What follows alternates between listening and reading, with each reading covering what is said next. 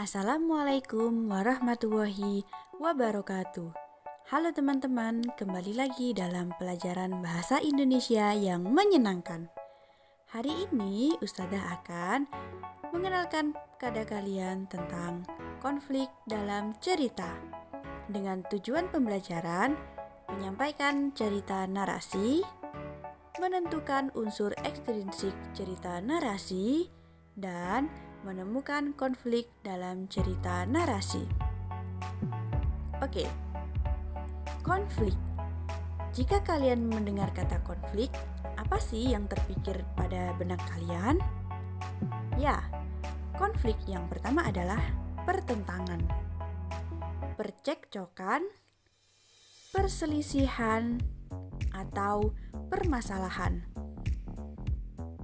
Konflik dalam cerita diartikan sebagai ketegangan atau pertentangan di dalam cerita rekaan atau drama, atau pertentangan antara dua kekuatan, pertentangan dalam diri satu tokoh, maupun pertentangan antara dua tokoh dan sebagainya.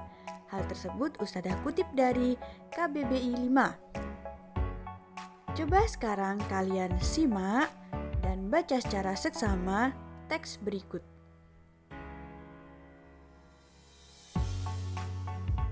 Permasalahan dari cerita ini adalah ibu bunga yang tidak bisa membelikan sepeda motor untuk bunga. Kemudian di paragraf kedua, permasalahannya adalah bunga tidak sengaja menyaksikan kecelakaan yang menyebabkan ibu paruh baya meninggal dunia. Sehingga dalam cerita bisa diberi ending atau akhiran cerita sesuai dengan penyelesaian konflik yang sudah ada.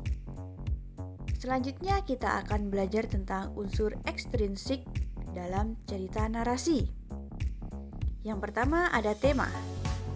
Tema merupakan pokok persoalan yang ingin diungkapkan oleh penulis. Tema dapat diketahui setelah membaca keseluruhan teks narasi. Tema biasanya diambil dari kehidupan manusia, yaitu mengenai ketuhanan, keadaan sosial dan budaya, pendidikan, pertemanan atau persahabatan, percintaan, perjuangan, dan lain sebagainya. Jadi, tema biasanya diangkat oleh kehidupan manusia atau di sekitar kita. Yang kedua adalah nilai. Nilai merupakan sifat atau hal-hal yang penting dan berguna bagi kemanusiaan. Teks narasi atau cerita dapat ditilik nilainya, sebab untuk pembelajaran bagi pembaca. Terdapat 4 nilai yang biasanya terkandung dalam teks cerita, yaitu nilai sosial, nilai moral, nilai budaya, nilai agama. Nilai dapat ditemukan dalam teks cerita dengan membaca keseluruhan cerita. Jadi dalam sebuah cerita itu bisa diambil pelajarannya melalui nilai-nilai yang sudah terkandung dalam cerita. Ya, bacalah teks berikut.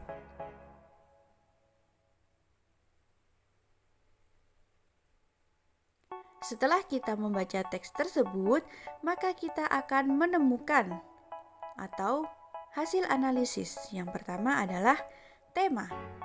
Tema yang terdapat dalam kutipan cerita tersebut ialah kebudayaan, yaitu tentang upacara adat. Sedangkan nilai yang terkandung dalam cerita ialah nilai budaya. Hal tersebut dibuktikan oleh kalimat telah menjadi tradisi agar upacara Rambu Solo dan lain sebagainya.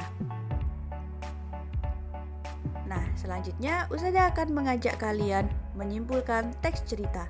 Bagaimana sih cara menyimpulkan teks cerita? Yang pertama, baca atau dengarkan teks cerita. Kemudian, tentukan tema dalam cerita. Temukan konflik dalam cerita. Temukan penyelesaian konflik cerita, dan kembangkan dalam bentuk simpulan. Contohnya seperti ini. Simpulan cerita tersebut adalah tokoh ayah yang memiliki darah Tamabulaan sehingga harus mengadakan upacara Rambu Solo.